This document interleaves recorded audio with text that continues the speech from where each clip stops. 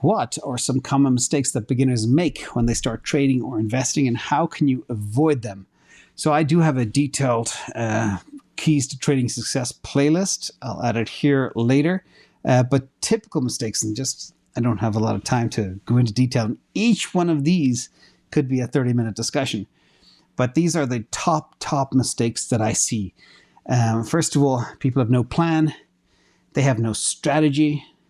They have no goals. And these could all be broken down to huge areas. So a plan is, like my plan a long time ago, for more than 20 years, was to find a way to retire by 50. That was it. That was kind of my plan. My strategy to do it initially was covered calls, and then I got better and better at doing that, and then started doing synthetic loans, etc., and investing, taking profits out of the market, investing in real estate.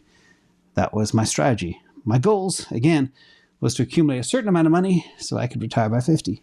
There's those three broken down. Now, you also have to do a lot of research, and people don't. They don't have the time, or they're too busy with family and kids and work and all that type of stuff. But if you don't do research, remember, it's a zero-sum game, as I mentioned before. You're up against cutthroat competition. You also have to have extreme focus. And this is where, after me reading pretty much every investing book in the history of the world, I discovered, okay, you got to have absolute focus in very few assets, get in early, get in hard, and have that conviction. And that's why some people don't like me, because I just talk about the same stuff. But the stuff that I talk about is what I'm convicted in. And that doesn't waver, you know. When I started this channel, it was always the same thing. You know, Tesla, Bitcoin, Ethereum. April 2021, it became Solana as my ETH hedge. Nothing has changed despite what happened yesterday. So that's what I mean by conviction.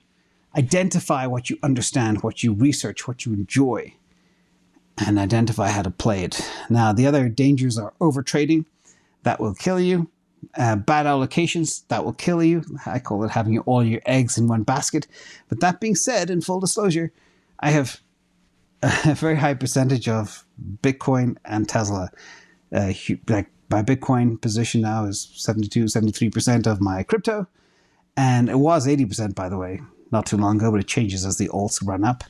And my Tesla is probably 80% of my equities. So I bend that rule with bad allocations, but I'm so convinced in these assets, I think they're safe and they'll have a very good future. And even if one blows up, I'll have the other one. They're not both going to blow up, in my opinion, according to my risk management. And short-term trading as well. Unless you're really good at it, be careful of that. Getting in and out of things week to week is very dangerous. But I like to have at least a 6 week to 12 week time frame, so I can see things happen. The more time frame you have, the more precise you can be, and the better your results.